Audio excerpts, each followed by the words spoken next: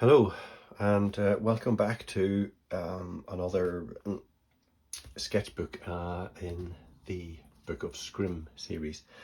Um, if you're new here, my name is Martin Heron, and I am a practicing artist.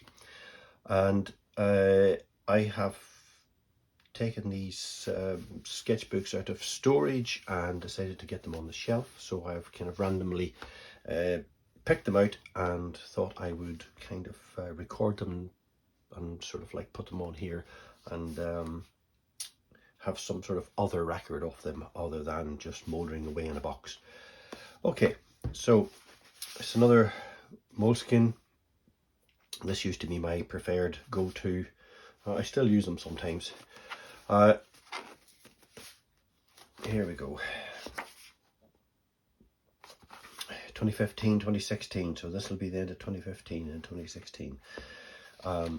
So just a little heads up in a second. You'll be wondering why I've called this the crossing the Styx.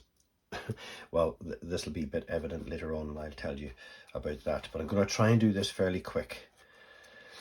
Okay, so on these I've been using biro to get a background tone and then lay the scrim.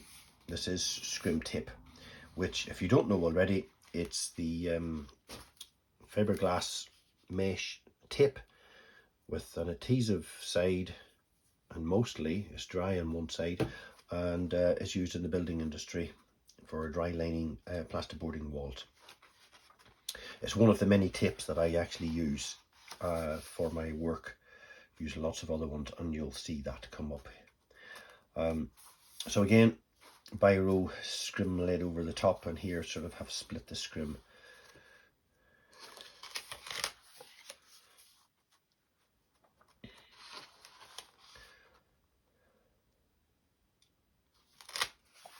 I'm not going to speak over all of these because there's some that I just have nothing to really say about. They just are part of the process. It's just an ongoing experimental process, really.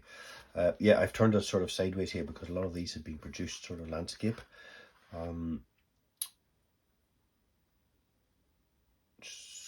Okay, right, you'll see there.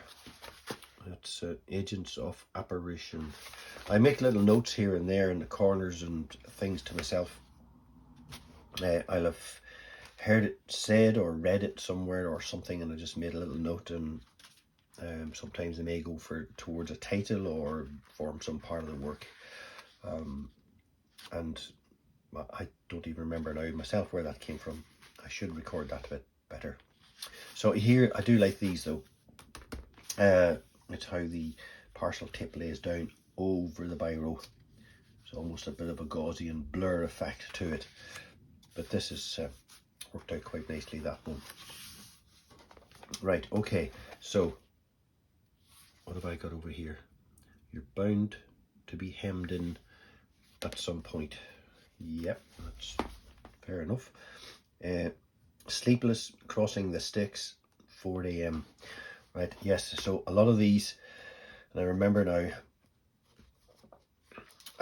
I had been working, I used to have a house and studio in France, and I would be crossing the on the ferry between France and the UK and France and Ireland, working on various public art projects and, you know, exhibitions and things. So, and I jokingly referred to that crossing as crossing the Styx. If any of you don't know what the Styx is, I think just look up some Greek mythology and that'll pop up. But it's basically the river between sort of that surrounds Hades or surrounds the underworld or between life and death. But I just quite liked it was just a quirky thing that popped into my head. Yeah, so moving swiftly on. Again, just now here you see other tips are coming in. That's you'll see this lots in the other sketchbooks. A duck tip laid over with scrim. That sort of thing can only lead to something. But I do like using duct tape as well. There's quite there's something about it. It was a really nice contrast for laying in behind the scrim. And obviously crossing points, and I suppose that refers to the crossing the sticks, but crossover points, lots of seem to happen where you place things behind and create another layer, and you can kind of create some quite interesting sort of effects there.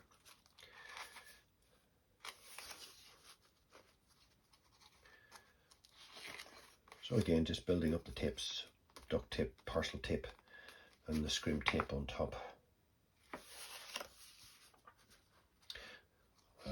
And I do really like the simplicity of some of these. Now, for anyone who's watching this, and it's very much just about a process, and it's all really quite abstract at this stage. I've gone through a long time now, and my key thing is actually not worrying about it having to look like anything. That's up to people how they want to read it. I just enjoy going through the process of doing this, and sometimes it'll depend. You'll have more successful outcomes than others, but it's more about the journey, as it were, rather than looking for a finished outcome.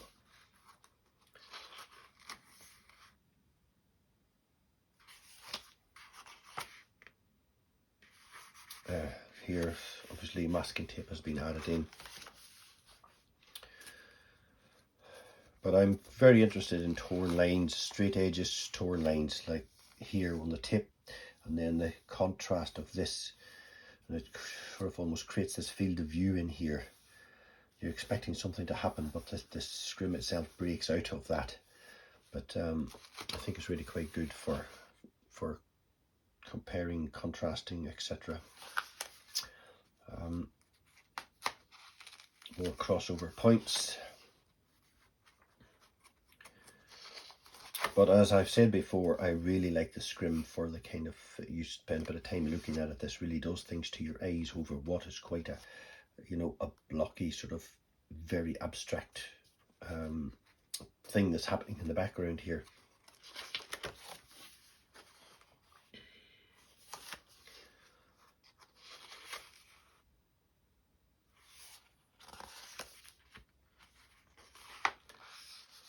Here I'll have lifted tips off and taken the surface of the paper a little bit, and you can see that the moleskin paper has actually got it's a creamy finish to it. It's not actually white, and you can kind of reveal that if the tape has peeled off, and I quite like working with that.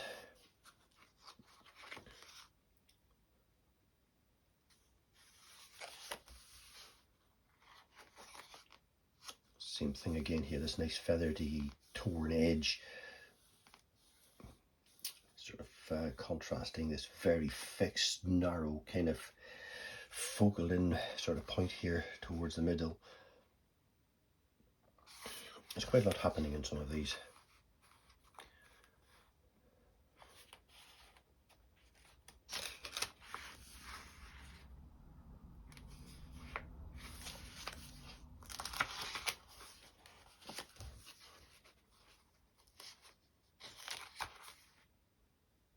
Again, the effects of the tip, parcel tape over the, I think it'll be marker pen in the background this time.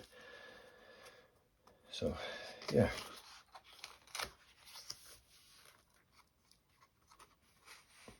Again, quite a lot of sort of like chaos, expressive, just kind of filling, sort of mark making the space, and then layering over kind of ways to kind of make sense of it, much more fixed forms.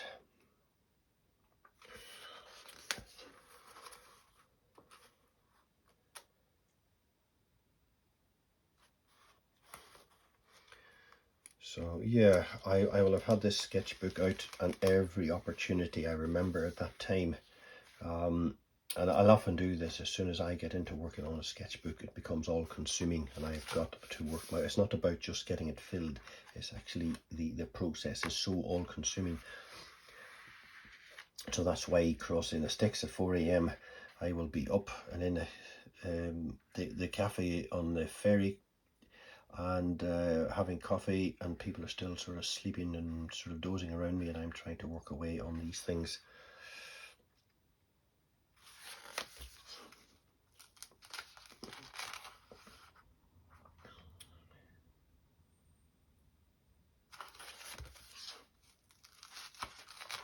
But not all of this book was filled then, by the way. This is like, you know, before and after that, that particular time, that particular journey. But these size of sketchbooks are really nice for when you are traveling, taking one with you, and it's just a nice size, easily portable and manageable, and as long as you've got the space for the materials. But I found here that with a pen and a roll of Scrim and a pair of scissors, it didn't take much. Even a roll of parcel tape as well. Things, you know, it's very easy to have just a minimal amount of material at one particular time with you in a bag.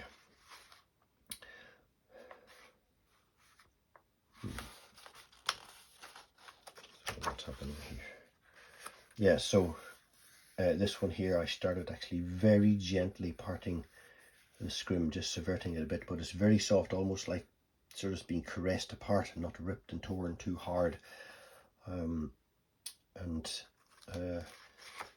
Yeah, it just makes for a different type of effect on this. Okay, so yeah, I started using spray paints. Obviously this was not on the ferry. And then I would take the Scrim off and then spray again, and probably have used this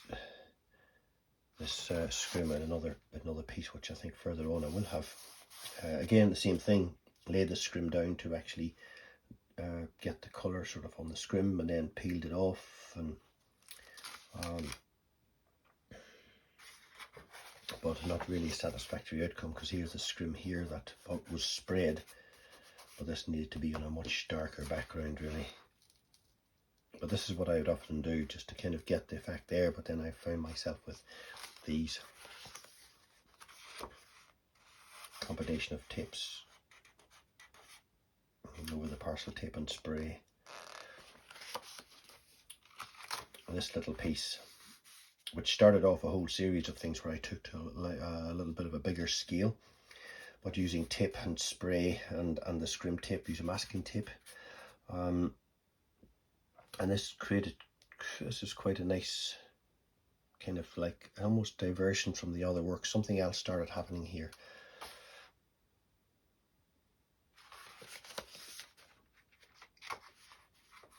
So you see, I would have continued that and I've taken that off onto the bigger sheets of paper, but I will continued with this other process I was doing of putting the Scrim, peeling it off and reusing it. Like here's the orange has been reused over the top of, you can see the faded Scrim that had been there in the background. And that probably was that piece taken off here and then reused.